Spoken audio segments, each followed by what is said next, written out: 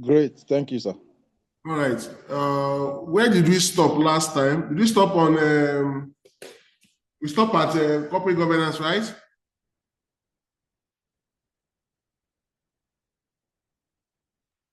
Yes, sir. Okay, thank you. So we are going to continue from there today. We are going to money laundering. Then from there, when we are done, we are going to talk about what we're supposed to do last time. That is the past question on corporate governance that someone asked. So we'll go to money laundering. What is money laundering? Now, money laundering is something that every one of us is aware of now, particularly when the case of Hush Puppy happened. So money laundering, there is a law that backs the money laundering, okay? So the Money Laundering Prevention and Prohibition Act of 2022 is the latest of the Money Laundering Act. But the truth is that ICAN they did not incorporate that new law into the study pack that they released in August or early September 2025. So we still believe that we are using the Money Laundering Prohibition Act of 2011. By and large, some of the information that we have in that law that has been repealed, some of them are still being repeated in the new law. All right. So we are going to talk about some of those aspects now. So according to this law, this new Money Laundering Prevention and Prohibition Act of 2022, it defines money laundering as an act where any person in or outside Nigeria, directly or indirectly, conceals or disguises the origin of, convert or transfer, remove from the jurisdiction, acquires, uses, retains, or take possession of or control of any fund or property knowingly or which he or she should reasonably have known that such fund or property is or forms part of the proceed of an unlawful act. So what we are saying here is that for money laundering simply put, but not everybody can commit this definition into memory.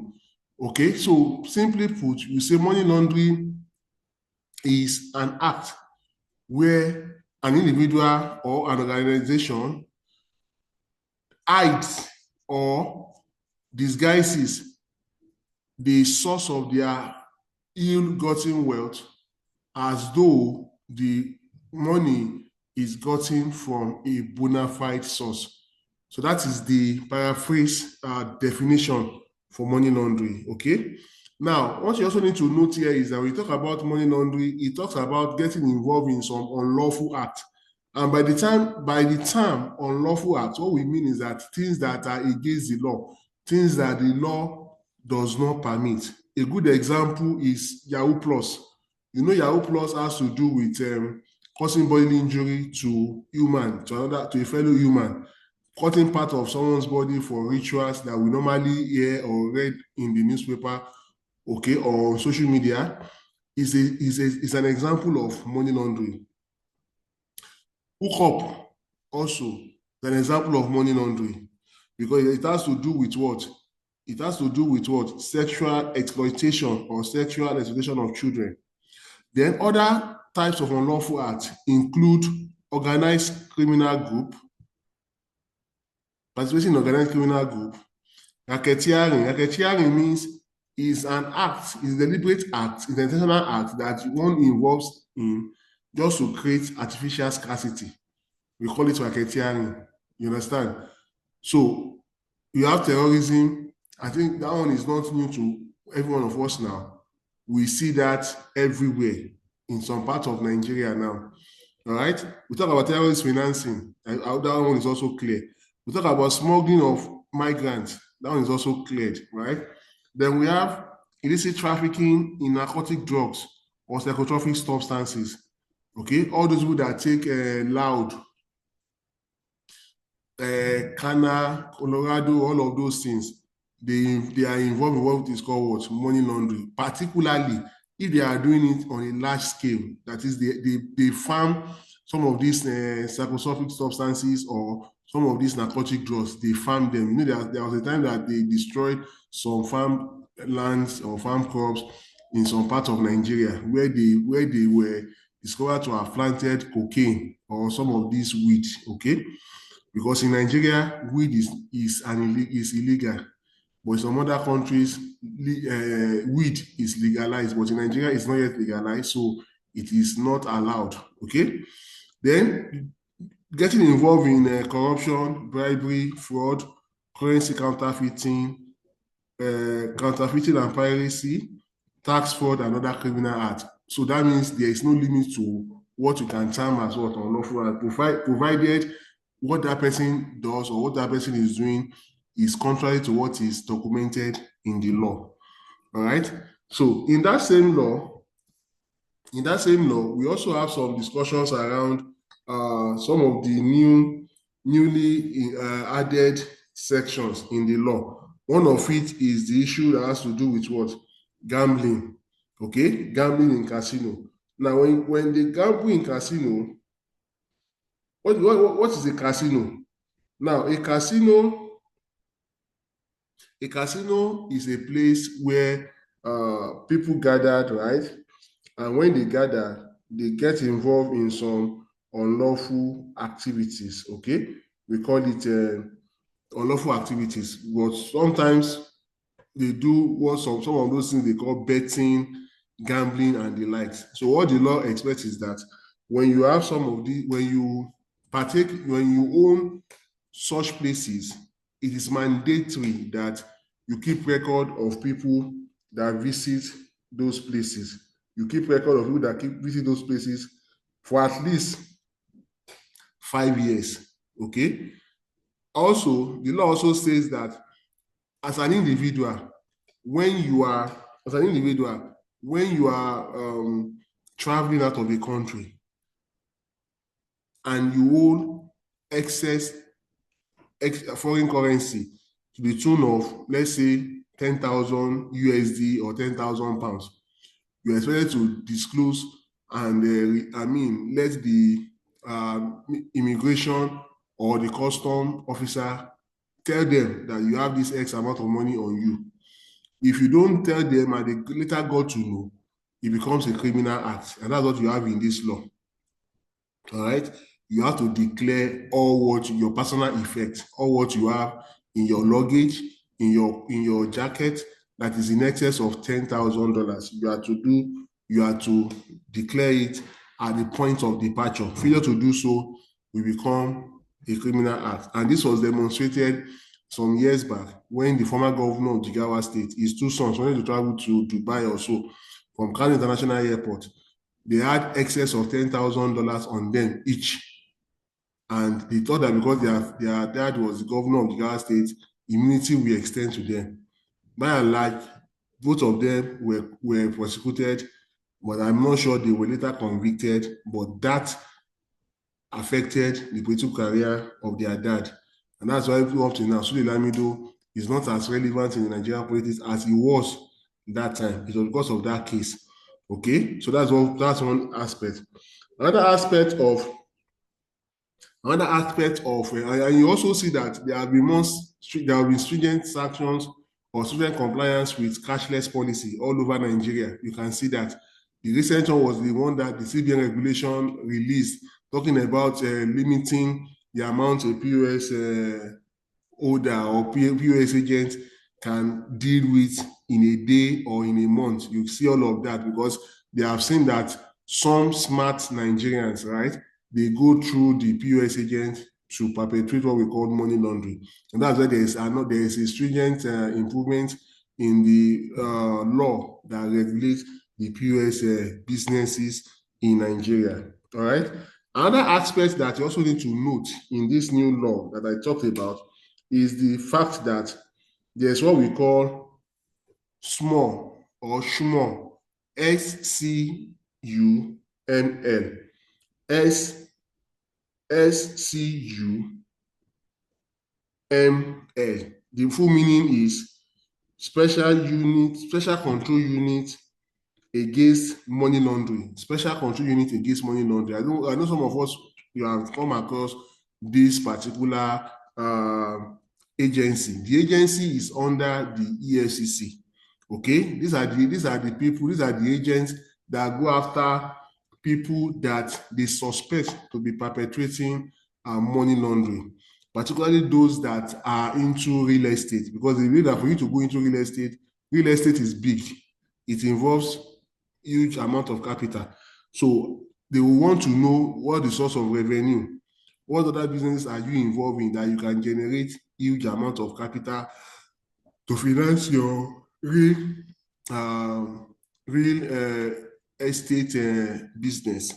So once they see that you don't have a clear information or transparent information relating you to that business, they will send this agents against such individual. We call them the special control unit against money laundering. So if anyone that wants to go into that kind of venture, real estate, oil and gas, you will need to clear and obtain a certificate from the special control unit against money laundering of the EFCC.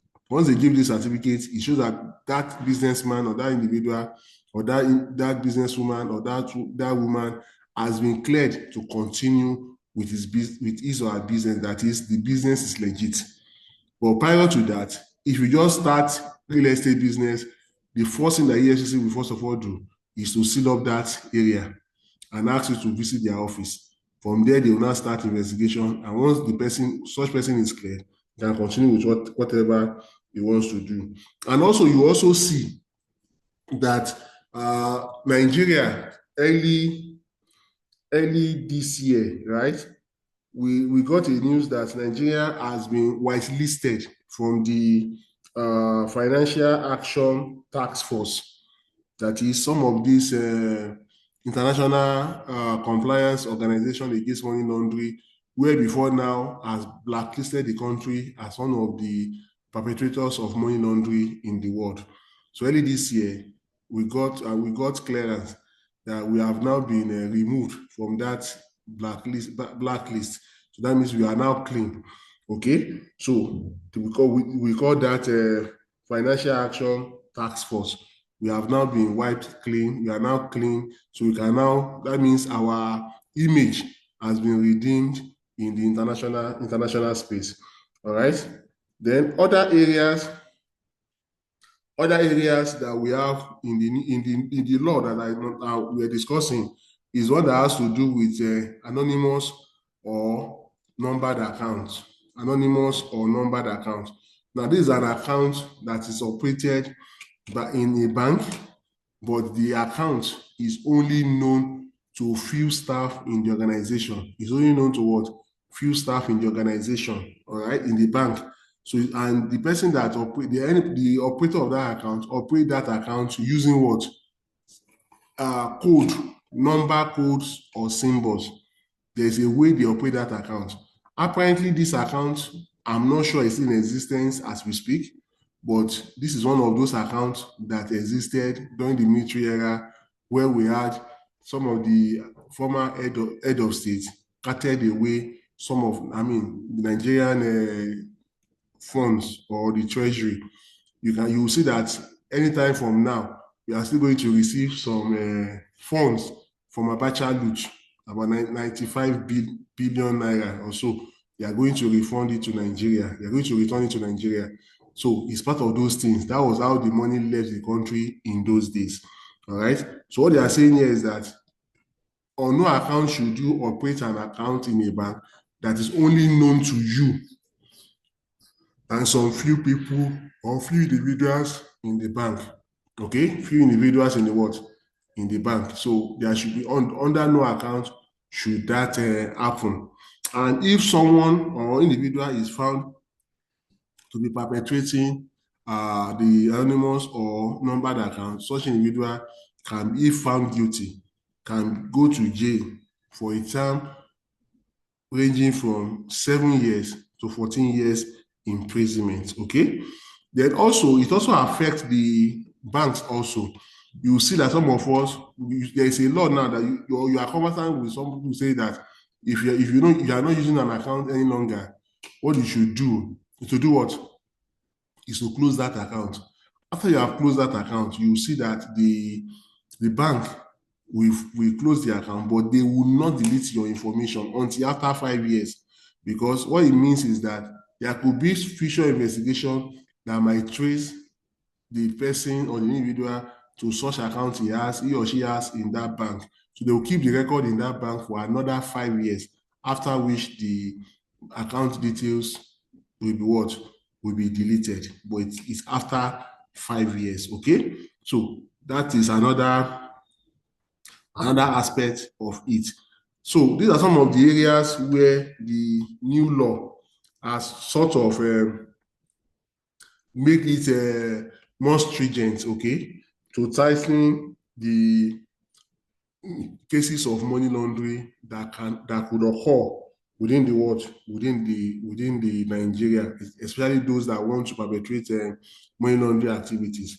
Then, by extension, because some of these organizations that we just talked about, they are being audited by the external auditors, like the banks now. All the banks in Nigeria, by law, they are being audited by external auditors. So to guide against issues where the auditors will not become accomplices or accessories to money laundering, then there's a need for them to also get enlightened on what they need to do to be able to safeguard themselves against what issues relating to what money laundering.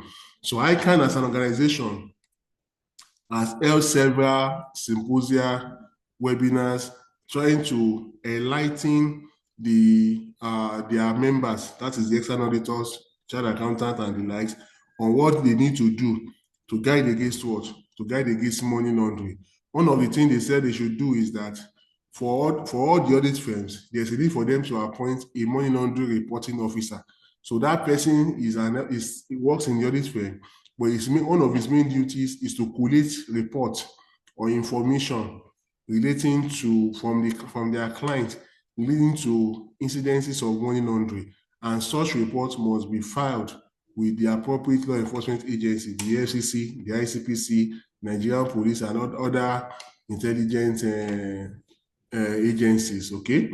Then the other thing they also said is that for you to be safeguarded, there's need for you to carry out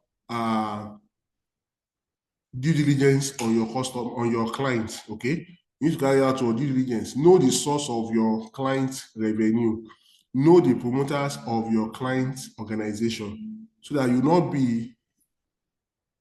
not be associated with money laundering activities by your client. So you need to carry out due diligence, carry out background checks, know the source of your client source of revenue, source of income, and know that they have not been in any way been blacklisted or under investigation by the relevant law enforcement agency in the country.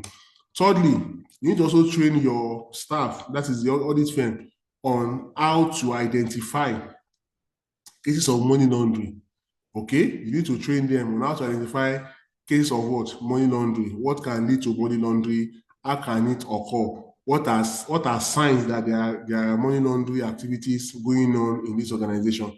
You have to train your staff to be able to identify some of those areas. Okay. Then another thing you also need to do is that the institute expects you to do is that there's also a need for you to ensure that upon suspicion, immediately you have to report to the relevant law enforcement agency. All right, to do what? To report to the relevant law enforcement agency so that they can be in the know. Because what we have found out is that if the audit firms or the auditors, they are not, or they are found wanting, right? The audit firm itself can be liable under criminal law, right? And that means that there will be some unlimited fines as an audit firm. Then also as principals, that is as managing partners of such audit firms, also they can also be prosecuted, and they might suffer what we call a possible imprisonment if found guilty by the court of competent jurisdiction. Okay, so these are some of the safeguards that the audit firms have been enlightened on, getting to know how to get themselves protected should any of their clients get involved in what is called money laundering. I hope that is clear. Any question so far before we proceed? Question, comment? Question, comment? Are we good to go? Are we good to go? Yes, sir. Okay, then another thing also need to note here is that there's a difference between money laundering agents, conspirators, and accessories.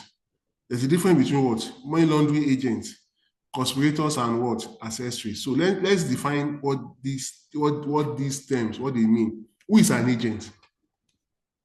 An agent, according to the agency law, is any person that is acting on behalf of his what? Of his principal. That is carrying out direct instructions from his principal. So that means the person knows that his principal is doing what is bad, yet he decides to do what? To tag along and continue with what he or she does. That person is seen as what? An agent. Who is a conspirator? A conspirator is an individual that he sees or he knows that something bad is happening, right? And that person decides not to watch, not to report. He ought to have reported because of based on his designation or based on his role, he's supposed to be able to report, but he chooses not to watch, not to report. It is there to do what? To look elsewhere and pretend as if nothing like that is happening. Such individual is what we call what? A conspirator. That's why when something happens, they tell you that you conspire together. That means that you know that the person is doing what is bad. You fail to report, and that is why the person we call what? A conspirator. Then accessories. An accessory is someone that one way or the other is also aware. He acts based on instructions being provided to him or her. He knows that there is illegality in what he or she does, yet he also failed to what? To report. So the difference between an accessory and an agent is that an accessory, right, could be acting based on his own based on his own interest. But in the case of an agent is strictly acting on the instruction of the principal. Okay, so an accessory could be somebody, could be someone that is also trying to execute or implement the plan of the principal. Okay, so we call the person an accessory. Now, whether the person is an agent or the person is an accessory, what the law sees them as is what? That if they are found guilty, the proceed from that money loan, let's say the proceed is 5 million naira, they are going to pay 5 times that proceed. They are going to pay 5 times 5, that is 25 million naira. As against 5 million, they are going to pay 25 million naira as what? Penalty for acting as an agent, a conspirator, or an accessory. All right? Or the person can also be charged to court, and when prosecution is completed, the person can also spend 5 years in prison, or he will pay the 5 times the convicted amount, as well as you also go for jail time. So you serve the jail time. So that means you will do both. You will pay 25 million naira as the case may be, and also go to, serve the jail time as well.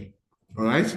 So these are what you need to know also about money laundering. The other thing also you need to know about money laundering is that there are 3 types of money laundering, or 3 stages in money laundering, even though these stages are interwoven. The first stage is called placement. The first stage is called placement. Second stage is called layering. The third stage is called integration. Let me just explain what I mean by these three stages. Like I said, these three stages, if I go on explaining and explaining, they will almost be seen as the same, but there is a clear dichotomy, there's a clear difference of what each of those stages, where it ends. The first one, placement. What is placement? Placement is a stage where the money launderer, okay, first encounter or first got in touch with the money, and such funds are deposited. That laundered money is gotten and is lodged in the bank. We call it what? Placement. Did you get it? I'm going to use an example to explain it, okay? The second one is layering. Layering is the stage where the money launderer tries to conceal the source of his ill-gotten wealth and make it difficult for the law enforcement to track how make it difficult for the law enforcement to track the source of his ill-gotten wealth. That is layering. The third stage is integration. After the law enforcement agency has backed down, that is, they are not after him, after the money launderer again, because they could not get any further information. They are going to, in law, you have to show exhibit, you have to show evidence. If there's no evidence, sometimes there can be no conviction.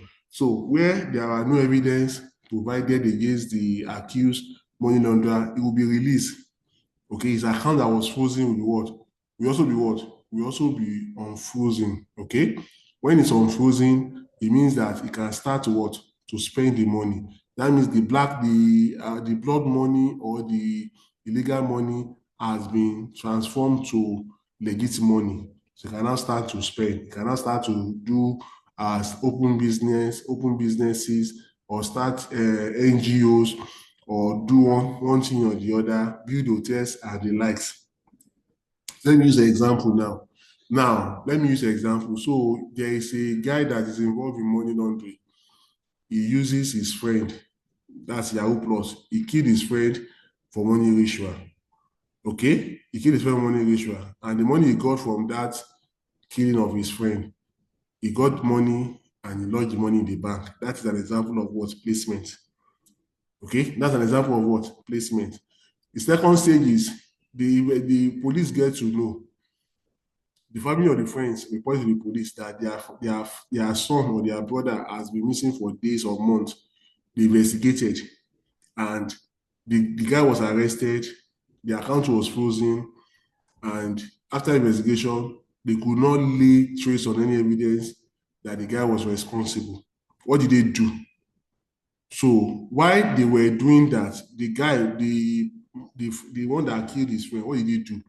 He tried to work with his agent by opening several accounts, and having different ATM cards, both credit card and debit card. What is he trying to do? He's trying to make it difficult for the law enforcement to be able to trace that money to his account. That is what we call layering. Then the third stage is, after all of this has been done, investigation completed, there was no implication against him. There was no evidence found against him. So he was later released and the case was discharged and acquitted. So at that point, his account that was frozen was unfrozen. Then after the account got unfrozen, what did they do? He started to spend the money. Okay, he opened businesses, he set up schools, he set up NGOs, he did so many things with the money. That means that bad money, that ritual money has been baptized into what? Or has been transformed into what? Good money. That is integration, because that money, why did they call it integration? Because the money is being released into the circulation, into the economy. Okay, the money is integrated or is being released into the economy. We call it integration. I hope you understand the three stages of money laundering now. We have placement, we have layering, and we have integration. All right, any question? Question, comment, observation? Question, comment, observation? Are we good to go? Are we good to go? Yes, sir. Yes, sir. So we go to the last part of the chapter, which is considerations of laws and regulation in the audit of financial statements. Now, what you need to know here, like I said, is when there is an examination question or an examination requirement telling you that write audit procedure or state audit procedure or highlight audit procedure, anything that has to do with audit procedure, as students writing ICAN examination, as students writing AAAF, there's a need for you to be very careful. All right, you have to be mindful of how you go about it.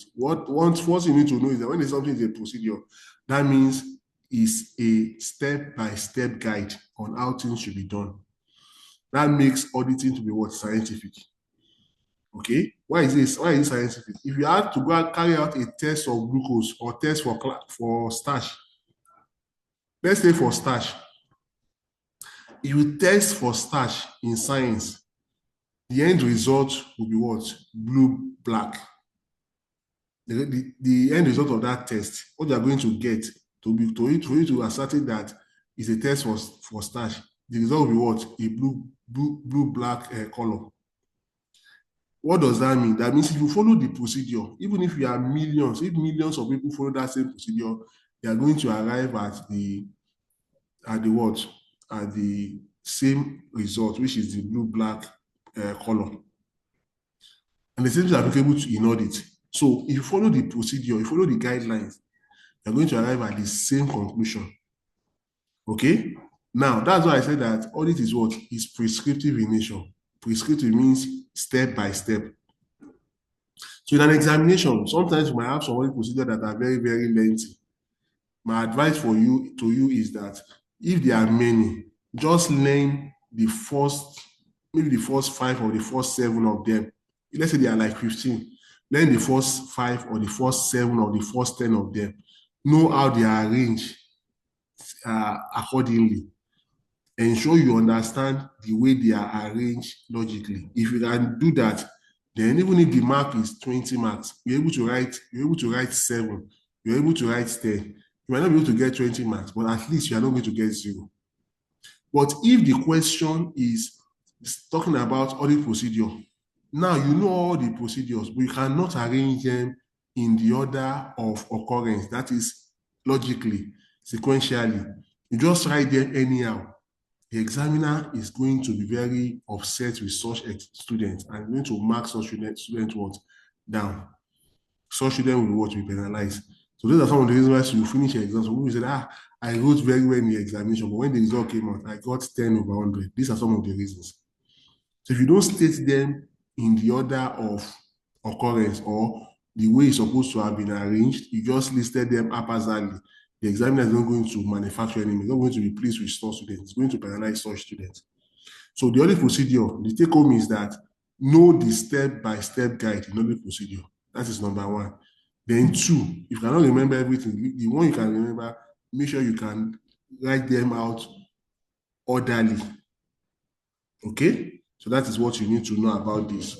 So let's look at the first one, laws and conditions of laws and regulation in the audit of financial statement, ISA 250. What this is saying is that as an auditor, when you want to audit your client, one of the things you need to note is that you must note that you understand the laws, you understand your client business, first of all.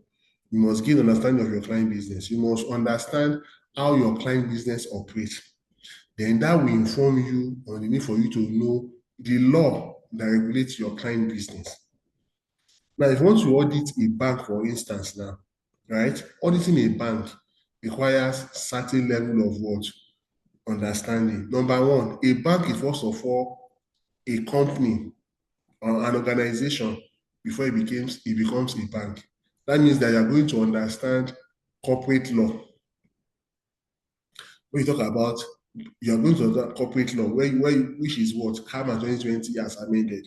You are going to understand again BOFIA, that is Banks and Other Financial Institutions Act. You're going to understand that one also. You're going to understand CBN guidelines that relates to that bank. Remember, in Nigeria as of today, by May 2026, the CBN is going to close window on what? The recapitalization of banks. And I hope you know also that as a result of this recapitalization, some banks have fallen from where they were before, the level at which they were before. Some of them were international based bank or international or banks that are international status. But because they could not meet the requirement, they are falling back to national level or national status. Some are region based now. Do you understand what I'm saying? So as an auditor, you need to be abreast with this information. All the laws that affect your client business, you must be conversant with them. That is what this section we are going into is all about. All right. So you want to audit a client. Let's say you're auditing a client that's into oil and gas. First of all, you need to have an understanding of how the client business operates. That's number one. What are the laws that governs that client business? That's the next thing. Okay. Then when you're auditing the client, you must ensure you obtain the sufficient and appropriate audit evidence, because that is what is going to guide your what, your opinion they are going to express at the end of the engagement. Okay. Number two, you must ensure you perform specified audit procedure. You must ensure you perform what? Specified audit procedure to help identify instances of what non-compliances with laws and regulation that may have a material effect on the financial statement. So you understand. So there is no organization that exists in isolation. Even the banks that we talked about, they are not free from the Nigerian Revenue Service. You know, they have changed their name from FRS now to NRS, Nigerian Revenue Service. That's the new name of FIRS. I hope you are aware. So I'm telling you now because the new law has kicked in. The new law implementation has started 1st day January 2026. So there's no organization, be it a bank, be it businesses that is exonerated from the Nigerian Revenue Service, right? That means that, for instance, there is a bank that has not filed their returns. You know, there's an annual return that they say that all organizations should file before 31st of January 2026. Now, the bank has not filed theirs. What does that mean? You not filing that, all it means is that if found out, right, the such bank will pay interest and what? Penalties. For what? For non-compliance. And when you pay interest and taxes, interest and penalties is paid on your what? From your bottom line. I hope you are aware. It's on your profit you are going to pay the penalties and interest. So that means it's going to have an impact on your what? It's going to have material effect on the financial statement. Okay? Then thirdly, you need to also be aware on how to respond appropriately to identified or suspected non-compliances with laws and regulation identified during the year. You need to ask also, which of those laws have they not complied against? Because you are the expert in this area. You ask them, do you have any aspect of any laws or regulation that you have not complied with? Say, yeah, no. You will now list all of them and find out if they are complied with all of them. All right? So how do you confirm whether they are complied with all of these laws? Number one, you need to make inquiries of management as to whether or not the entity is complying with the relevant laws and regulations. You need to ask the management, the board of the executive management, and the board of directors, asking them whether they have complied with all the laws. You need to list all the laws and ask their opinion. Have they complied with everything? Number two, if they say they are complied, the request for their correspondence file. Every organization has what we call a correspondence file. Correspondence file is a file that contains letters, okay, or communication from external bodies to the organization. So you request for that correspondence file. Upon sending the correspondence file, what do? You remain alert. You remain alert, okay, to the possibility that other audit procedure might bring instances of non-compliance to the auditor's attention. So you have to be very meticulous when you are carrying out the work because you want to meet up with the time. You want to save time. There are instances that, or there are chances that some of the audit procedures might have been what? Skipped or omitted. So you need to go with your what? With your checklist, audit checklist, to see that none of those steps or guidelines have been omitted. Then you need to obtain a letter of what? representation, or we call it what, written representation from the management that all known instances of non-compliance or suspected non-compliance have been disclosed to the auditor. What is the letter of representation? What is the written representation? They are the same. So whether you call it letter of representation, you call it written representation. This is a letter that is like a comfort letter that is written by the organization or by the client to the what? To their external auditor, saying that, giving assurance that the auditor is not exposed in any way to any liability, as they have taken all necessary action to ensure that they comply with all the laws and regulations. So let's say in future, let's say 2 years down the line, they now say that they found that the company or the client was involved in an illegal act. At that instance, when they call the external auditor will present his what? His letter of representation or written representation, saying that these are the questions I asked from my client, and this is the evidence I got from them.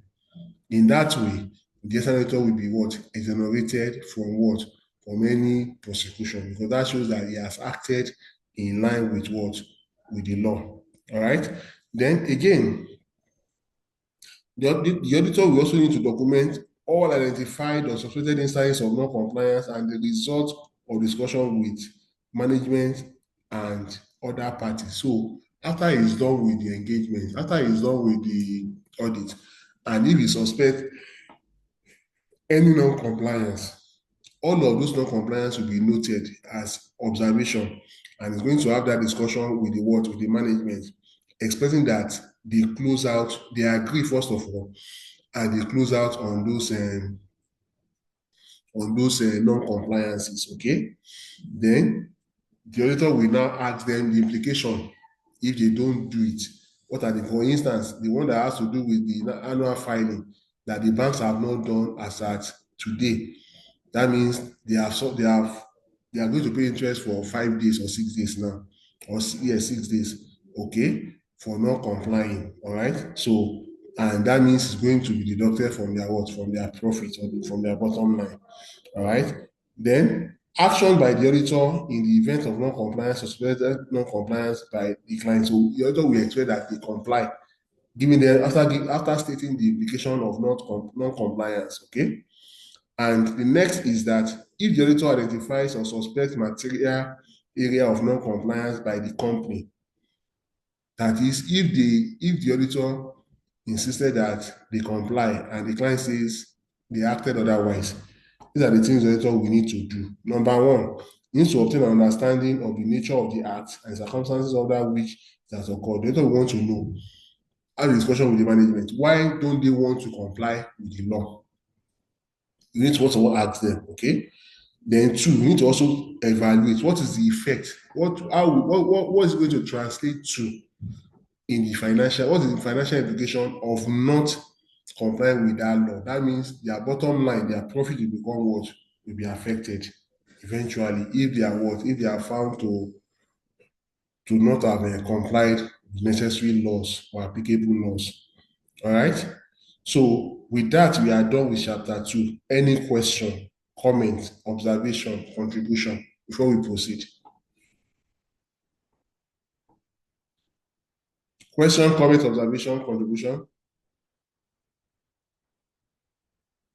Are we good to go? Hello, sir. Please go ahead. Yes. Now, how many steps can we say, because you said procedure, Yes. how many steps can we say is involved here now? So the procedures, the steps you have here now, if going by what you can see here, that is, you have 12 procedures. The first three, these ones are sacrosanct, right? Then after the third one, you now have the that you are going to discuss. That makes it 12. Okay, so you are saying an exam situation, if we can remain in 7, we are good. If we can remember 7, we are good to go. You are good to go, but that is not the best. You understand what I'm trying to say? Do you get what I'm saying, sir? It's not the Yes, best. sir. You are supposed to remember, you're supposed to state everything line by line. But me, I'm saying that as an individual, knowing that you are under an exam situation, you Yes, might sir. be able to recollect everything in total. So if you're able Okay. to remember just a few of them, rather than for you to score 0 in that aspect, in that question, at least you Yes, get sir. like some marks that can augment your final mark at the end of the day. All right, sir. We have had instances where students said they got 48, and because they got 48, they failed the paper. So, like this instance now, let's say this is a question that the student did not attend. You know it. You cannot list all of them. You can list like 5 of them, and you listed the 5. So, rather for you to get 48, because you listed the 5, they will give you like 52. Have you not passed? Do you get what I'm saying, sir? Mr. Omar, can you hear me, sir? I can hear you, sir. Yes, sir. So that is what I'm trying to say. All right, sir. Thank you, sir. Yeah. Any other question before we go to the question we want to look at? Questions, comments? Any other contribution? We are good to go, right? Okay, that's fine. So let's go to the next area. So somebody was saying that there's a particular question that explains corporate governance from November 2020, November 2025. Okay, so we're going to look at that question now. November 2025, question number 3 is what we want to look at now. To explain how it relates to corporate governance. So let's see whether it relates to corporate governance. All right. So I need to go there. I hope you can see my screen. I hope you all can see my screen. Yes, sir. This is, look at it, November 2025. You are seeing it, right? So you are going to that. This question, he said, the person said it's question number 3. Let's go to that question number 3. This question number 3. Look at it here. It carries how many marks? 20 marks. Now, let me give us another tip on answering this kind of question in an examination. Now, when you are faced with a question like this in an examination, let's say you have sat down at the examination hall and waiting your questions, right? Once your question paper is presented to you, particularly what you need to know is that you must start, it is confirmed, it is proven that you start from known to the unknown. You start from the question that you know very well to the ones that you don't know very well. That is the practice if you want to pass AAAF in May 2026. Do not start from the difficult one. Start from the easiest one. Another thing we also call it, we call it what? Low hanging fruit. You start from the easiest one and you build up like that. Now you have a question like this. This is like a case study. The way to go is to read the case study. Don't go to the requirement here to read the case study 2 times. The first one, very fast. That should not take you more than 5 minutes or 3 minutes. Very fast. Just for you to have an idea of what they are talking about in that case study. Second time, we are reading it a little bit slowly so that you'll be able to interpret and understand what the case study is all about and what could be the likely questions they might ask. After you have read it the first time and the second time, you are satisfied, then you're not going to read it for the 3rd time. Now, when you're reading for the 3rd time this time around, once you are done with reading the case study, you now read the questions. Listen to me again.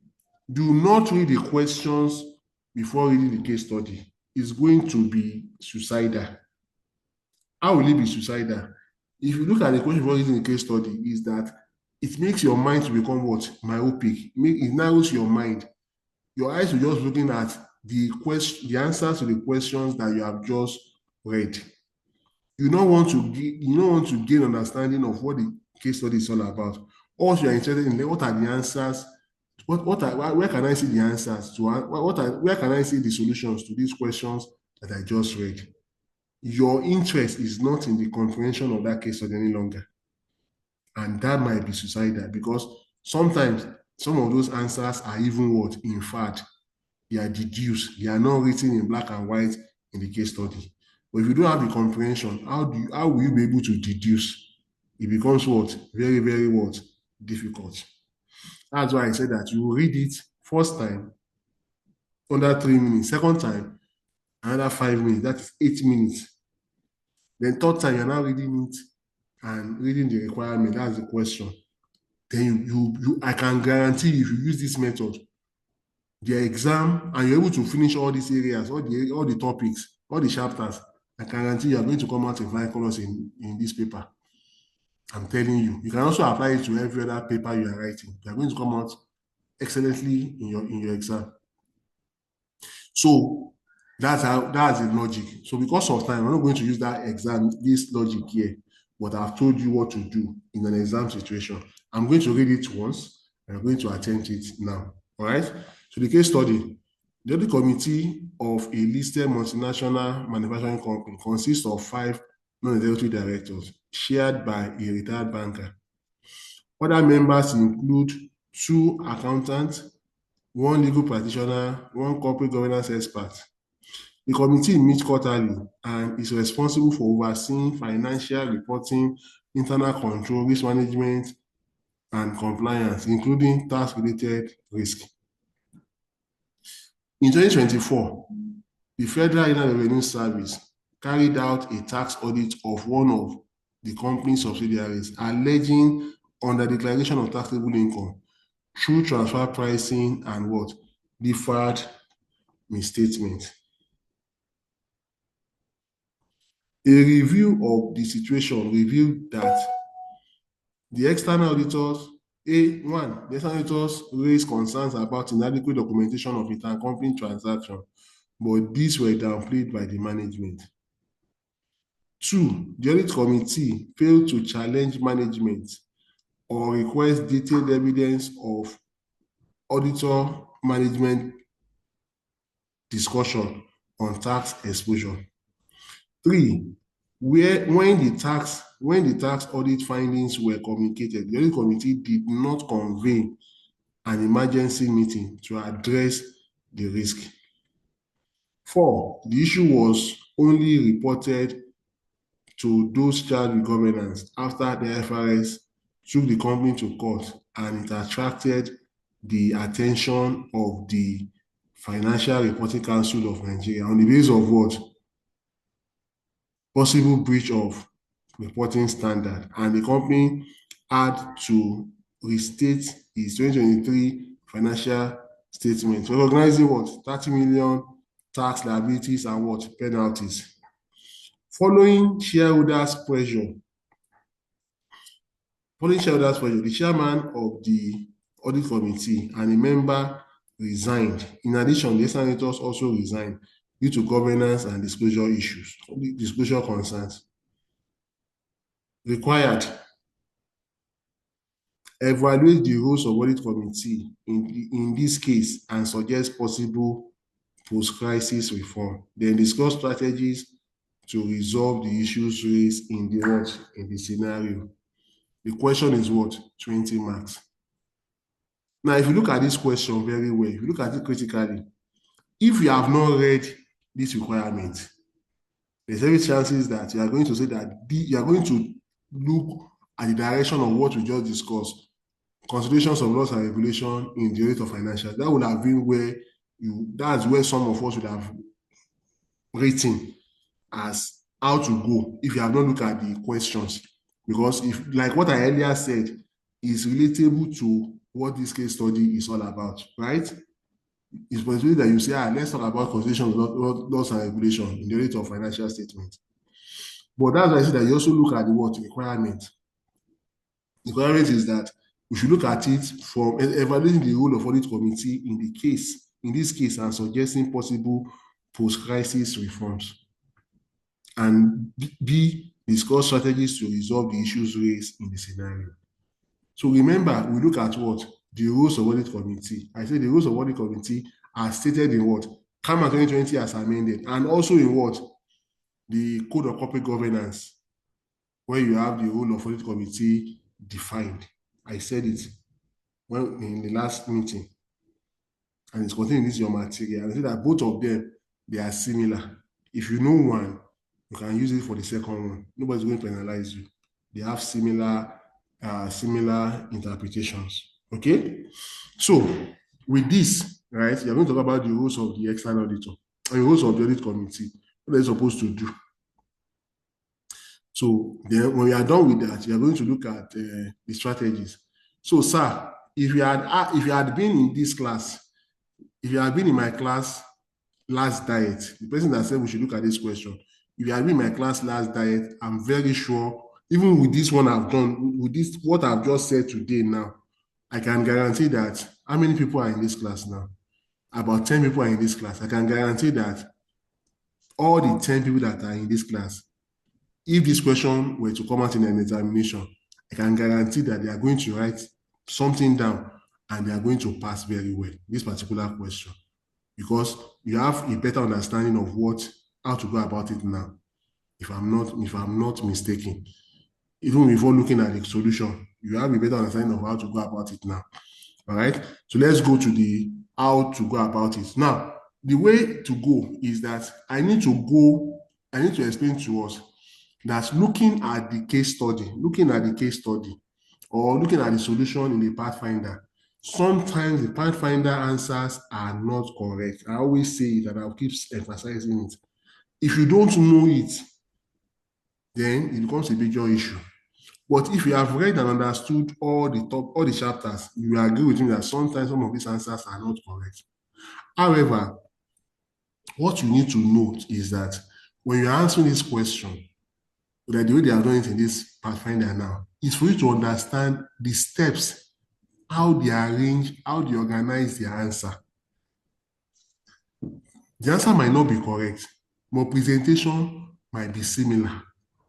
You understand what I'm saying? The arrangement can be similar. So that's why we are going to focus on this. So I'm going to go to the solution now. We are going to go to the solution now. And if I see that the solution is correct, I'll let you know. If the solution is not correct, I'll tell you that no, that is not the solution. Because you are writing, you start for the examination, you are under a different environment. You are under tension when you are writing. The people that prepare the solution, they prepare the solution in a relaxed environment. They are not sitting for the examination. Some of them might even be sipping wine, taking pepper soup, suya, and when they are providing solutions. So it's not under the same environment. So there's possibility that some of the answers might be incorrect. But let's go to how they treated it, okay? Because of time.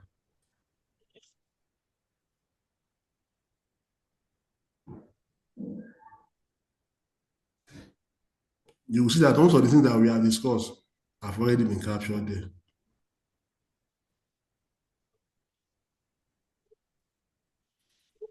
So, look at it.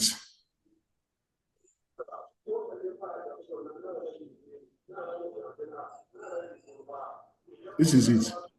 Like I said, when you answer the question, for them to know that you understand the question, you must relate your answer to the question. Look at how they started. The role of audit committee. The audit committee fundamental role is oversight of financial reporting, internal control, risk management. In this scenario, the committee failed significantly across all the two responsibilities, directly contributing to the 30 million naira tax liability restatement and subsequent resignation. You can see they related that case study to this answer because they said that they had to restate their financial statement to reflect what 30 million naira tax liability, which is what they have done here also. It's not for you to just go and say, these are the rules of the audit committee and just start to write. You cannot relate your answer to the case study, then it defeats the purpose. You're able to relate your answer to this case study. If there's need for you to mention name as stated in the case study, so that they know that you have an understanding of what the case study is all about. You understand? So that is that. Then let's look at the rules of the audit committee. Number one, evaluate the field rules, oversight of internal control. We said it that the audit committee, they have an oversight to ensuring that what the internal control is what is strong and is what and is effective. But in this instance now, What did they do? They said the committee ignored the external auditors' repeated concern about what found inadequate documentation of intercompany transaction. What does that mean? What is internal control? Part of internal control is what? Documentation. If there's no documentation, it's as if that it is a fraudulent what? Transaction. And that makes internal control to be what? To be weak. Okay? So the critical failure created the high-risk environment exploited by the FIRS as a result of transfer pricing and deferred tax misstatements, leading to what? Tax liability. Number two, oversight of financial reporting. If you go back to that material, our study material, we said that one of the rules of the audit committee is to ensure that the financial statements prepared and presented to the auditor are prepared in line with what? Applicable financial what? Regulatory framework. So look at what they've done. The committee failed to ensure appropriate accounting for deferred taxes, misstatement, and ultimately presided over the restatement of the 2023 financial statement as the issues have been what? Reported to relevant authorities. This showed a lack of diligence in validating the tax provisions, which resulted in material misstatement requiring what? Correction. Thirdly, we talk about risk management as well. The committee failed to convene an emergency meeting to address the FIRS audit findings, which this one was captured, was lifted from that case study directly. They did not set up any meeting, they did not arrange any meeting until when the matter become escalated. This displayed the complete failure of the risk response mechanism. By delaying action, they escalated the problem, leading to intervention of the Financial Reporting Council. It has already been out of control. Number four, interaction with the external auditor. I said also that one of the rules of the audit committee is to make decisions as to appointment, removal, or remuneration of the external auditor. It's part of the rules of the external auditor. It's part of the rules of the audit committee in the corporate governance, code of corporate governance, and in CAMA. So look at what they said here. The committee failed to challenge management or request detailed evidence of discussion on tax purposes. This is a primary oversight lab. The committee is meant to provide a communication channel independent of management. Its failure to intervene forced the external auditors to resign due to lack of what? Governance support. I talk about what? Appointment, removal, and what? Remuneration. So that means the auditor resigned because of what? Because it does not enjoy good support from the what? From the management. Then the next one, they say post-crisis reforms include. So what are the things they need to do? So it's just like opposite of what we discussed in the first one. Number one, enhance independence and expertise. That is the remaining committee members, because we said that the chairman and one member resigned. So the remaining committee members must be what? Evaluated. New members should possess demonstrable need expertise that are required to carry out the statutory rules required by them. What does that mean? One of the highlights of that code of governance is that for you to become a member of the audit committee, at least one of you must have financial literacy, financial reporting literacy. You understand? That must be there. They said that the chairman of the XY chairman was a retired banker. That means he understands financial statements. That means whoever is going to come on board to complete the audit committee composition now must also have some level of what? Financial reporting expertise. You understand? Next one, mandatory auditor management review. Establish a formal protocol requiring the audit committee to hold a dedicated and private session with the external auditors without management presence. So they will be able to have discussion without management present with the external auditors. Remember, we talked about the rules of the audit committee when we said that they submit their what? The audit plan and scope for review of the what? Audit committee. So it's one of the rules of the audit committee as well. I hope you remember. Then go to the next one. Risk escalation protocol. Implement a mandatory documented risk threshold. Any communication from a major regulator, FRS, SEC, and FRC that alleges material non-compliance must trigger a mandatory emergency meeting, usually within 48 hours, to form a crisis response team. Okay. Next one, strengthening whistleblowing. Ensure the company's internal whistleblowing allows auditors or compliance personnel to directly contact the chairman of the audit committee or non-executive member of the audit committee regarding significant unresolved issues. Then the next one, external consultant engagement. Commission and independent one-time review by forensic accountants or governance experts to assess the root cause of the breakdown and recommend specific controls for intercompany transaction management. They review the audit committee requirements to especially include oversight of tax strategy and compliance. The next one, implement a tax governance framework, defining responsibilities, threshold for disclosures and escalation procedures. These are the post-crisis reforms that they must what? They must include. Hope we are together. Any question before we proceed? Question, comment, contribution? Are we good to go?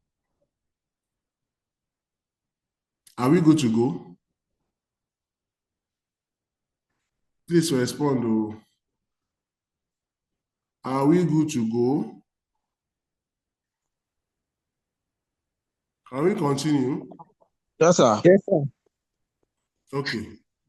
So next one is the strategies to resolve the issues raised.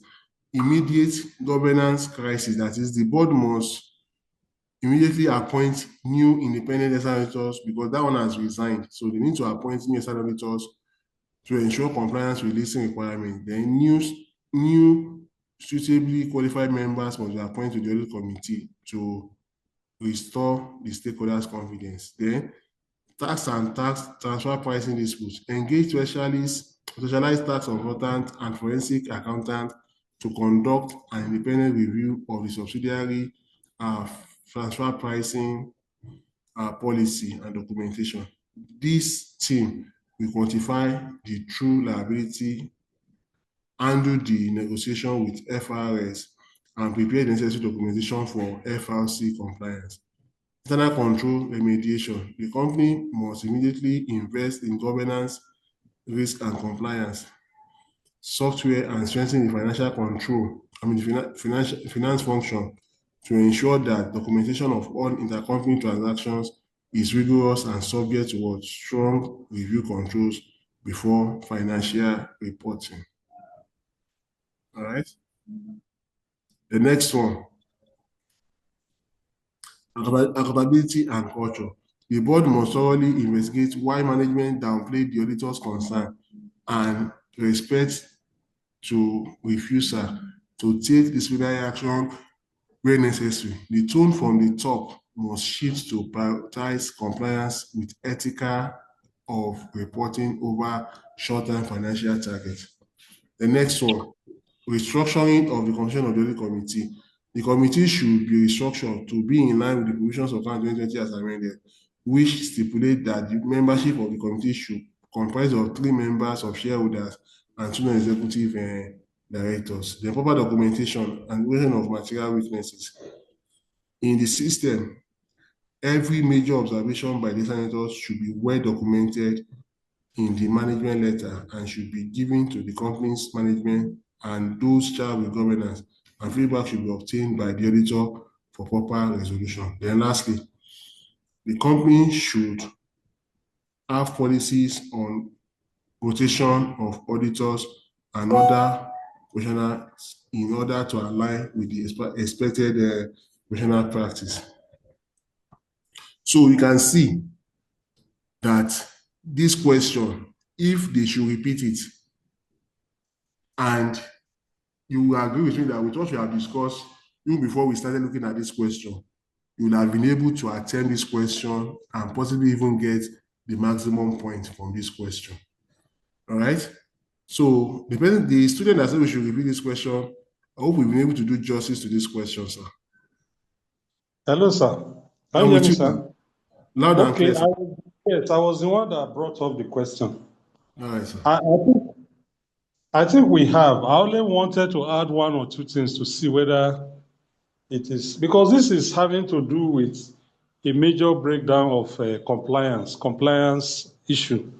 Yeah. Although the question is silent about the role of the internal audit there.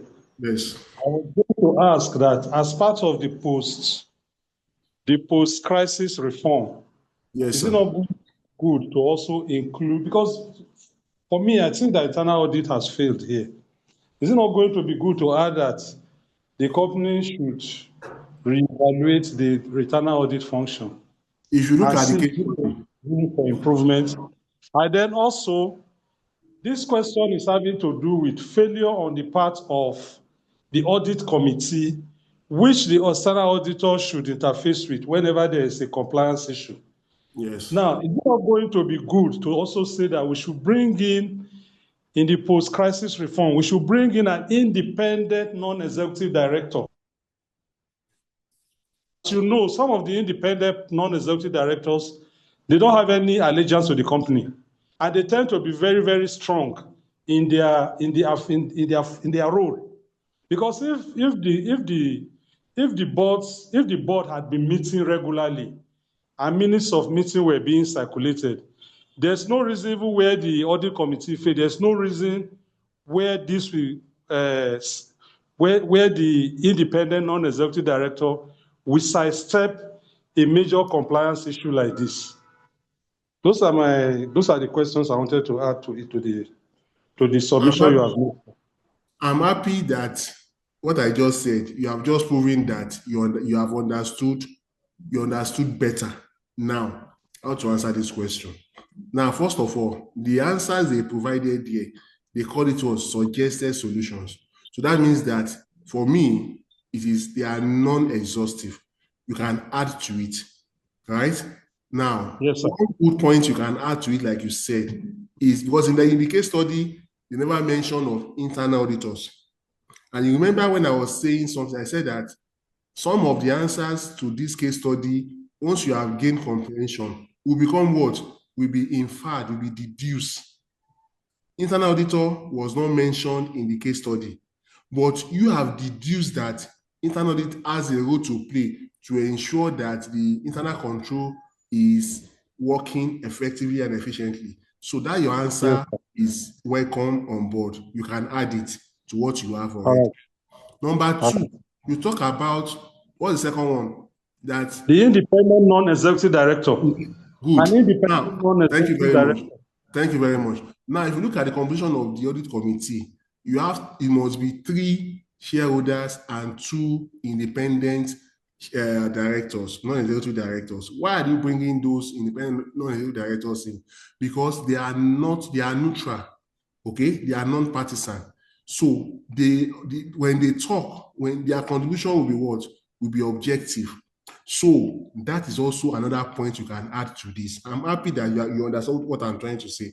Now, the third point that you didn't mention, which I thought you'd have mentioned, is that one of the things that led to this failure is also is an inferred answer also to the post-reform crisis, is the fact that if they had been meeting regularly, this matter would have been identified, would have been sorted out. Lack of frequent meetings between the management and the external auditors resulted to what or where they find themselves now. That's another point you can add. You can see now. That's why I said that students you people don't need much. What you need is just a guide. Someone should just guide you on what to do. Once somebody puts you on the right track, it's going to just be yours truly, right? Now, I'm happy that you have gotten what I've said now. So if peradventure they tweak this question and decide to repeat it in May 2026 diet, I'm very sure that every one of us here will have a better understanding. We would write we write better in such questions next time. Okay, so these are my own submissions. So you agree with me that your points are well noted, and the one I also added even though they have not been added already, but if we add all of them together, it's not going to be a crime.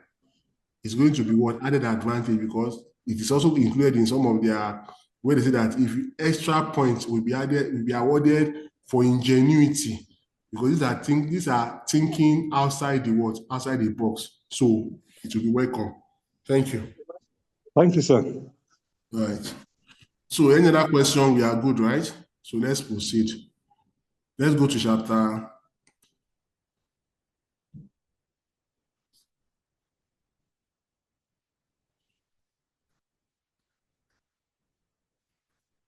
Okay, so what chapter are we now? We're going to chapter 3, right? My other colleague that was taking you in the evening time, she has took chapter 4, questionnaire responsibility and liability, right? If I'm correct. Hello? Can you hear me? Yes, sir.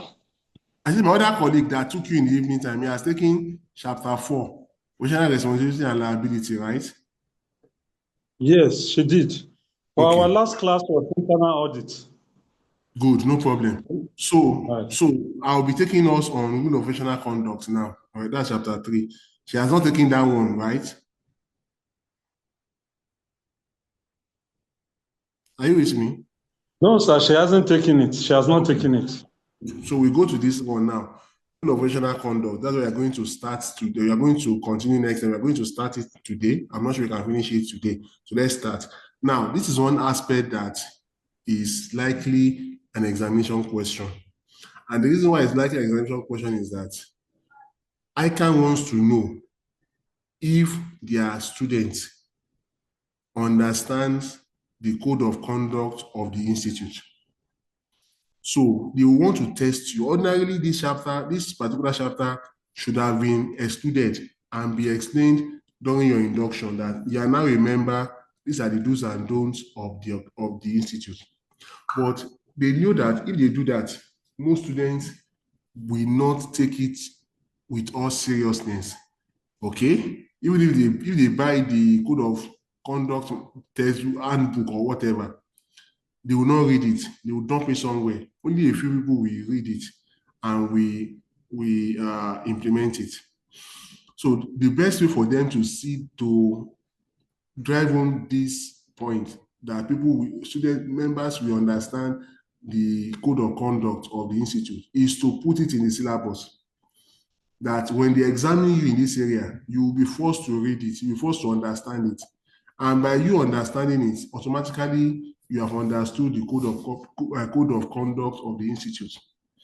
Now, this is saying that aside from you being an external auditor, aside from you being a chartered accountant, there is a code of ethics that you must abide with or abide by. Now, that code of ethics is going to guide your every business and professional relationship, because attitude is everything. If you don't have the right attitude, then you'll not be able to interact, not able to communicate, not able to perform your work as expected. And that is why these guidelines are being discussed in this chapter. Now, what you need to realize is that ICAN is not a standalone institution or institute. It's affiliated to other international professional bodies, one of which is the International Federation of Accountants, IFAC. Now, IFAC has subcommittees. One of the subcommittees of IFAC is International Ethics Standard Board for Accountants, IESBA. International Ethics Standard Board for Accountants, IESBA, is one of those committees of the IFAC. Now, this committee that I just mentioned is responsible for what? Ethical regulation.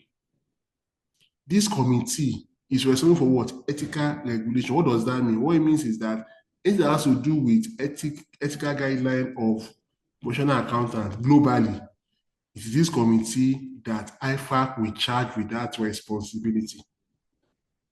I hope you are with me. Now, this IESBA, International Ethics Standard Board for Accountants, provided 5 principles that every chartered accountant external auditors must have to be able to handle their business and professional relationship on a daily basis. So they gave us 5, and their 5 are integrity, objectivity, conformity to technical standard, professional behavior, and confidentiality. I take it again. Integrity, objectivity, conformity with technical standard, professional behavior, and confidentiality. Those are the 5. Those are the 5 fundamental principles that should guide the behavior of accountants, chartered accountants, external auditors globally. However, ICAN as an institute itself also has its own fundamental principles, which they expect their members to comply or to abide with. And their own is also 5. The ICAN own are independence, conflict of interest, integrity, objectivity, and confidentiality. Take it again. ICAN code of conduct, their fundamental principles are independence, conflict of interest, integrity, objectivity, and confidentiality. That makes another 5. Now, if we look closely at this one from the institute and that other one from IASBA, you will see that there are some of those principles that are common to both of them. 3 of those principles are common to both of them. The first one is confidentiality, integrity, and objectivity. They are common to both the one for the ISBA and the one of ICAN. ISBA has additional 2 that are not contained in ICAN and vice versa.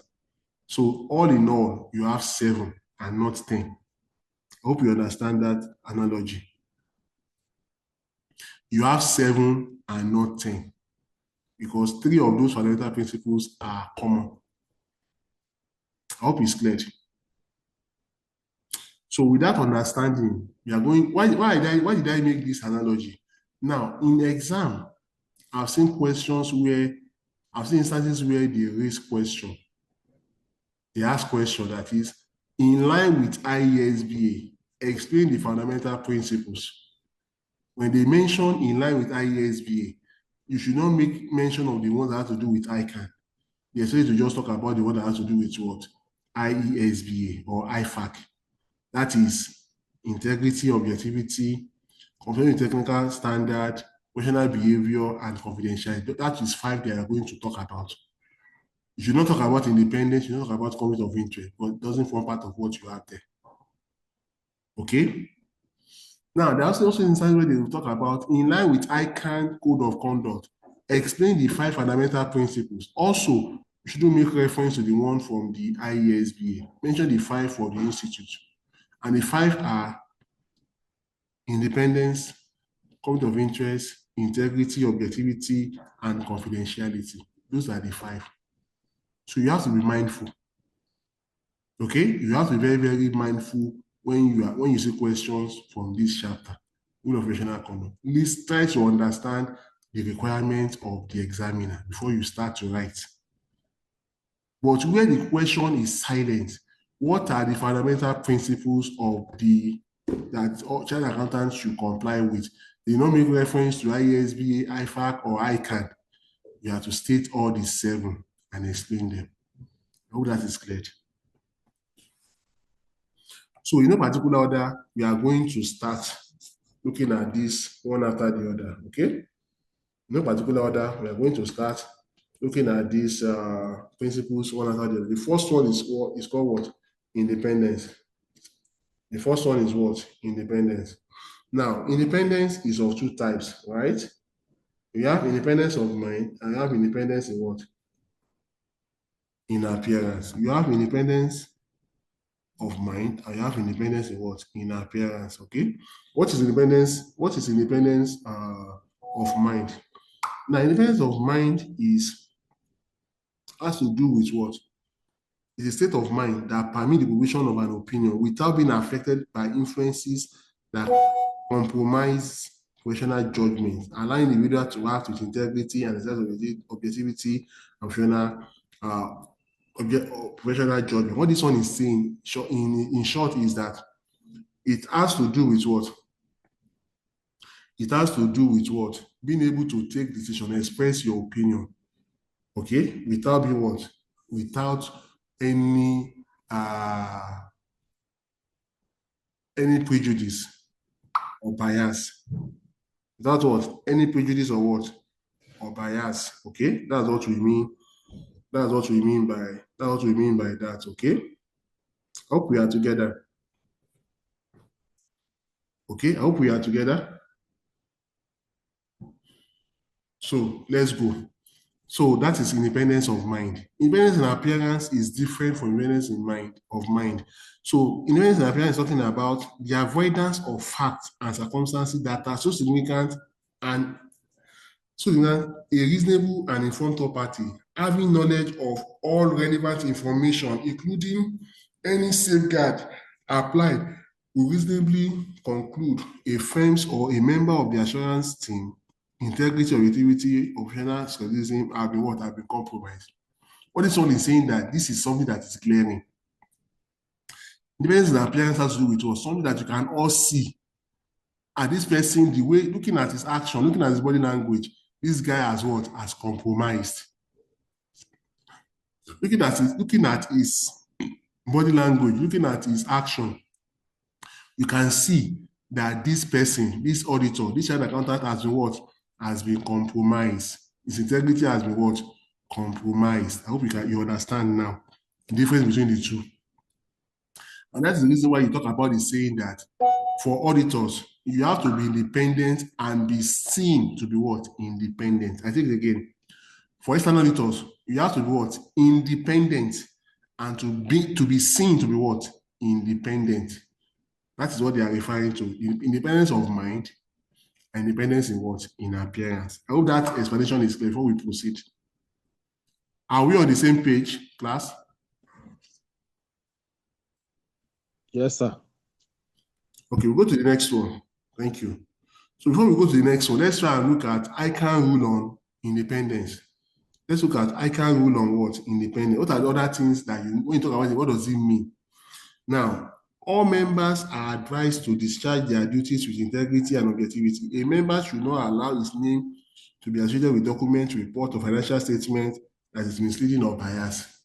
I just explained that. So if you have not looked at any document, don't just say everything is fine. You have to, by you looking at the document, you say this person has independent. But if you are not looking at everything, so just sign, it means that you are not independent. That's what it means.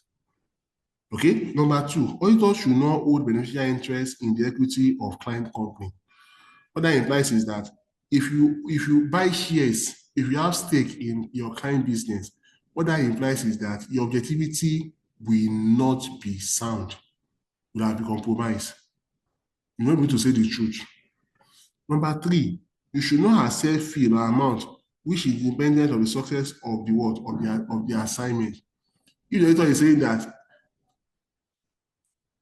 if the auditor is carrying out the engagement and the client says that the only time I'm going to pay your audit fee is if you're going to say that everything is fine with my financial statement, then I will pay. That means that the auditor's independence will also be what? Compromised. So it will not be what? It should not be so. Also, he should not act as an auditor who currently act as a client in executive capacity. When you have been appointed as a consultant to the client, and also the external auditors, there is no how the independence will not be eroded, or will not be compromised, or will not be impaired. Okay?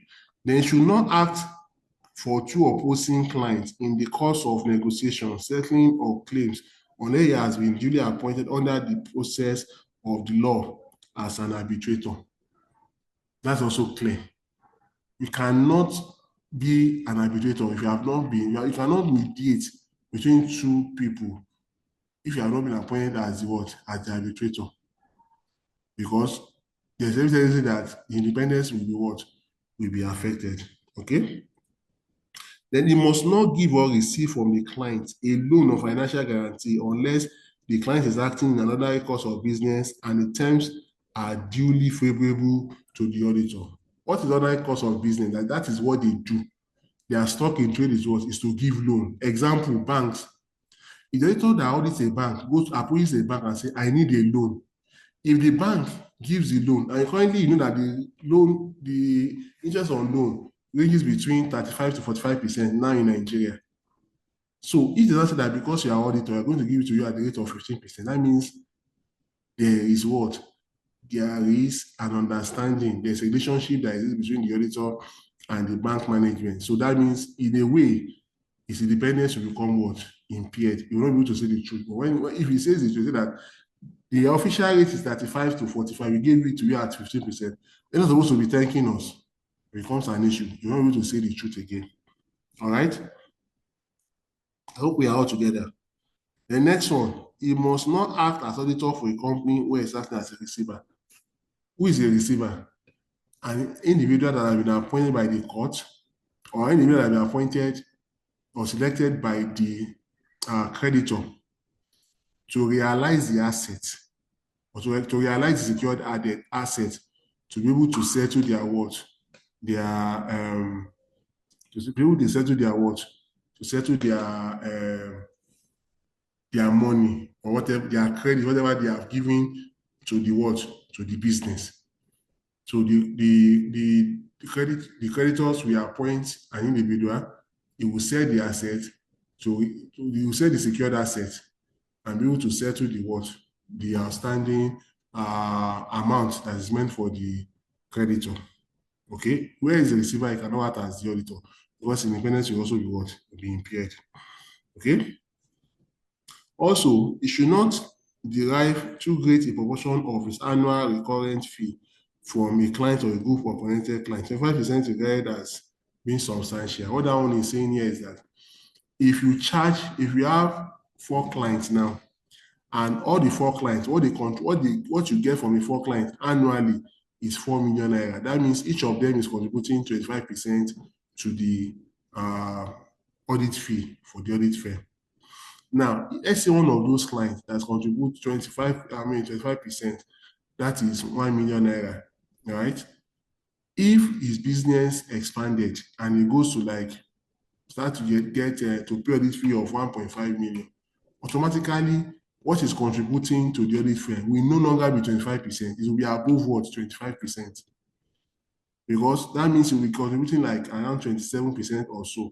So what that implies is that if all the 4 of the audit clients needed an urgent service, which one do you think they are going to attend to first? Obviously, it should be the one that they get 27% above from the audit fee from such client. That's when they are going to avoid. That's when they are going to attempt to attend to first before the remaining, and that will have created what we know as what? Will have eroded what? Independence. Okay. And lastly, personal relationship, either by blood or relationship, may also affect independence. It's saying that familiarity breeds contempt. So where there is a relationship that extends beyond official between the auditor and the client, then such can also affect the independence of the auditor. I hope that is clear. Let's go to the next. Let's go to the last one. Acceptance of goods and service and undue hospitality from a client also affect independence unless the value is modest. So what is all they're saying here is that as external auditors, there are certain gifts that you must not accept from your client. For instance, your client says that you are going for audit, okay, no problem. We are going to lodge you in Transcorp Hilton Hotel Abuja. You should stay in the most expensive suite. You need to ask yourself, to what end? What are we going to give in return for this kind of hospitality? You cannot go, you cannot sleep, you cannot lodge in any of these exclusive lodge or lodges and come back and say that there is fraud. You look at you and say, that's the reason why we put you in that 7-star hotel. That's what I'm trying to say. So the position of the institute here is that any gift that are compromise the auditor's integrity should not be what? Should not be accepted. And also any gift that is considered to be inconsequential or no value can be accepted. If you know that with all this treatment, with all these gifts, you can still say your mind and be clear, be resolute that yes, I said there is fraud in this organization. There's no problem. But if you have collected the money or the hospitality and you cannot deliver on what you are expected to deliver, it becomes an issue. All right? That is for independence. Let's go to the next one, objectivity. So what's objectivity? Objectivity imposes an obligation on the child accountant to be fair, intellectually honest, and free of conflict of interest. What this one means is that as an external auditor, as an accountant, you must be transparent, you must be open, and you must be what? You must be truthful and honest. That is what objectivity is talking about. That is, you don't allow your sentiment to override your what? Your judgment. You don't allow your what? Your sentiment to do what? Override your what? Your judgment or your sense of judgment. Okay? That's what we mean by objectivity. So what we mean by that is that, for instance, you are a shareholder of the company you are auditing. Automatically, there's a sentiment attached. You're not able to say the things the way you're supposed to say it. It's going to attach what? Sentiment. Okay? So that's what you are trying to say. That means you will not be able to, you will not be objective. All right? If you have obtained what's it called? If you have obtained a gift or hospitality from the client, that is, you know that this is an exceptional gift. Okay, what do you do? And you cannot maintain your stand. You cannot maintain your stand. You cannot maintain your stand. Then what that means is that you are not being objective. But if you can maintain your stand, then that means you're objective. Okay? That's what they are trying to say with objectivity. The third one is integrity. Integrity has to do with what? For the auditor or child accountant to be what? Straightforward and honest in all their business and professional relationship. They have to be honest and straightforward. What that implies is that you cannot make material or misleading statements. Material misleading statements. You cannot say something that is wrong just because you want some cheap popularity. Okay. Number two, you cannot just furnish any information without confirming the source of that information. You understand? That's another way to look at integrity. Integrity has to do with what you cannot do. What you cannot do where everybody is looking at you, then don't do it in the secret as well. That's also another form of what? Integrity. Okay? What you know that it is wrong, don't do it in the secret. It's a form of what? Integrity as well. All right? So these are some of the interpretations to integrity. Then the fourth one is compliance with technical standard. What that means is that as a child accountant, as an external auditor, you must update your knowledge from time to time for you to become ready to remain relevant. You must do what? You must update your knowledge from time to time to become what? Relevant. So if you have not updated your knowledge for many years, there's a possibility that whatever information you are giving might not be truth, might not be the correct position. You understand? Now look at the new tax law that just started in January. Right? Now we have the law talks about commencement of business. Right? It talks about changing accounting date.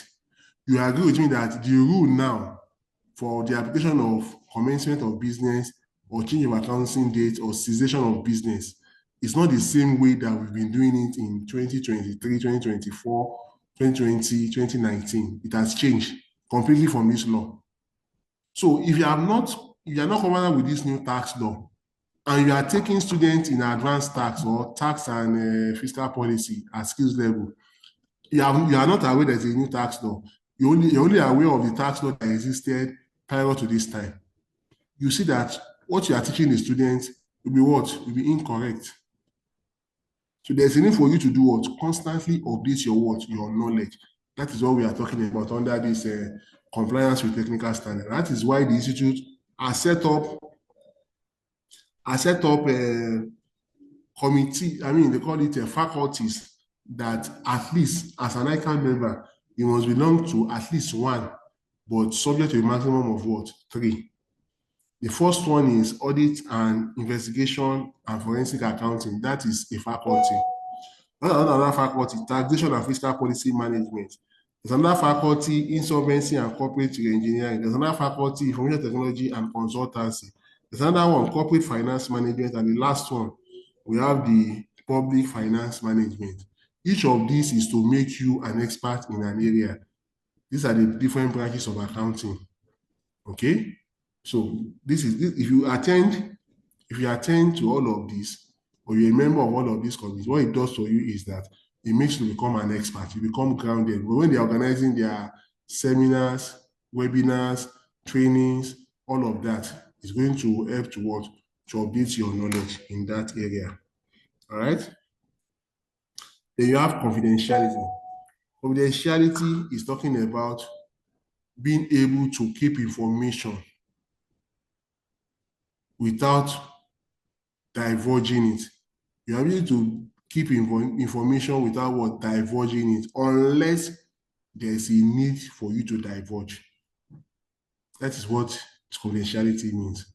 Somebody gives information with you, and as a position that we occupy as an accountant and estimators,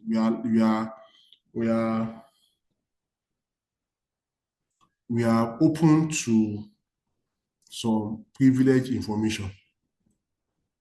This information, because we are open to them or we are privy to them, we are not expected to divulge such information unless there's a need for it. And there can only be 3 reasons why you divulge that information. There will only be 3 reasons. Number 1, the first one will be that if the information, the privileged information, is going to act against the interest, majority interest, or the national interest, or the state, is going to work against the state. That is, so you have an information that somebody wants to plot a coup now, and you decide to keep quiet. That is a conspiracy. It should be, at that point, you need to divulge that information. Number 2, any law against laws and regulation, law against any law, no clear, law against laws and regulation, okay? Non-compliance with laws and regulation, no clear. Anything that you do that is contrary to the law, and at that point, you must what? You must divulge. Number 3, if it's at the instance of the court or the police or law enforcement that you must come and say something, that one also, if you have access to that information, you cannot deny, you cannot hide from saying that information as well. You understand? So under these 3 circumstances, right, you can divulge your client's sensitive information. Aside from these 3, you have to keep the information with you without divulging it to even your friends, your family, or your colleagues. All right? So that is what we mean by confidentiality. All right? And that's what they have explained here. The exceptions to that law, look at it. Disclosure permitted by law, okay? Disclosure is required by law. You can see all of that is what I just talked about now. So you can see I've just summarized that. All right. The next one we are looking at is questionable behavior. Okay, looking at conflict of interest. Now, conflict of interest is divided into 2. We have conflict of interest between members and clients. We have conflict of interest between 2 competing clients. What do we mean by conflict of interest? Now, conflict of interest means that you cannot, it's not possible for you to serve 2 masters and love them equally. You either love one, hate one, love the other. All right. So when we're talking about conflict of interest, what we are saying here is that there is no complete loyalty if you are serving two people. So in this instance now, conflict between members and clients means that you are an external auditor, you are working for a client, right? And at some point, you need to provide honest opinion to your client, yet you fail to do so. For instance, your client upgraded his ERP, okay, from another one to the other one, and you are the one that recommended that there should be an upgrade, and the person you contacted to help the client to do such, you don't notice that that is bad. I mean that the person has given you some money as commission, and at the end of the day, will not deliver on the project, and you only got to know when the consultant that you have engaged open up and say that I will have done better, but I have less amount of money on me. Because part of the money I've given it to to your external auditor as what? As commission or as rebate for referring you to me or for bringing business to me. That becomes conflict of interest between members and clients. Then conflict of interest between competing clients means you have the audit firm that's auditing two competitors. Example, the auditor that's auditing Nigerian bottling company, Coca-Cola, and same bottling company is the same auditor. That means that the information of these two competitors lies in the hands of the external auditor, and he can choose to do with such information as he or she pleases, right? So in that instance, we will need to let them know that, yes, I'm auditing the two companies, but I will not divulge your information unless you give express approval on it. That means you are going to sign a non-disclosure agreement. Then also, when you're auditing this client, you're going to use separate independent engagement team, not the auditor that's going to audit Coca-Cola. You see the same auditor go and audit 7-Up. You're going to use separate independent teams. And that's what we refer to as what? The Chinese wall technique. Because if we use the same audit team that went to audit Coca-Cola to audit 7-Up, there's no how information will leak. Okay? That is safeguard. I mean, that is the safeguard against the conflict of interest between members, between competing clients. All right? I hope we are together. Are we together? Yes, sir. Any question? So we go to the next one. The last one is professional behavior. Professional behavior says that as child accountant and external auditors, you must comport yourself in a professional manner. Okay, you must comport yourself in a professional manner in every business and professional relationship. That is the use of words, certain words that you use. There are some languages you are not expected to use. All those American languages, nigger, fuck you, all of those things, you are not expected to use it on your client. That's number one. You're not expected to use insulting words on your client, even if your client is doing same. Right? Number three, you're not expected to fight your client. You have to show what? Decorum. You have to show what? Decorum. Even if your client provoke your anger, you should not what? You should not fight. You should not say, I will break bottle or go and bring out knife and say, I'm going to kill somebody. This person has known me for 2 years now. I can't stay there. I have to kill him or kill her. That should not happen. That is professional behavior. All right? Those are the 7 fundamental principles. So any questions, any comments, any observation before we proceed?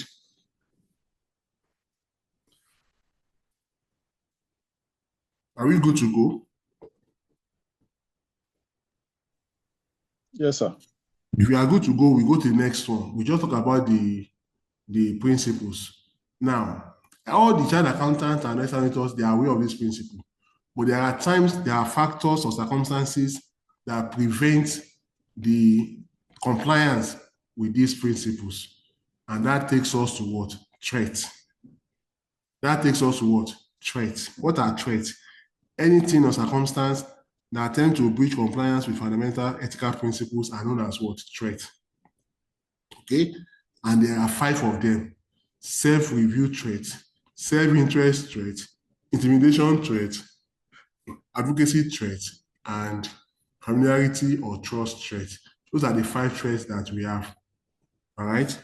So we are going to continue from there next class, because if I start discussion now, I'll need to do a recap on this next class. So I'm going to stop the class at this junction, on this point. Then we'll take it off from there when next I'm coming on board to take the class. In the apps, I don't know if there's any question, comment, observation, contribution before the class ends. And from any of the students, any question, comment, observation? Are we good to go? Please respond. Oh. Yes, sir, we are good to go. All right. Thank you very much for your time. So we'll see next time, right? So we take it off from the categories of threats or types of threats before we look at the safeguards. Then we call it a wrap on chapter 3. Thank you so much for your time. Yeah, somebody is asking a question. Miss Olabi, Folabi, I'm with you, madam.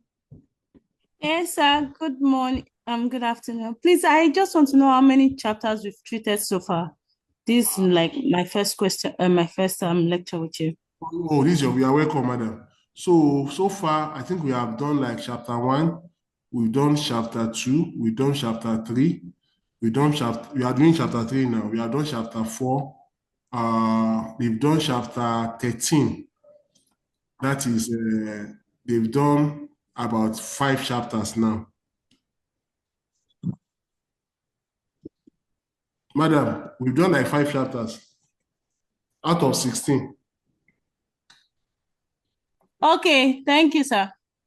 All right, any other question? 2, 3, 4, and 13. Any other question?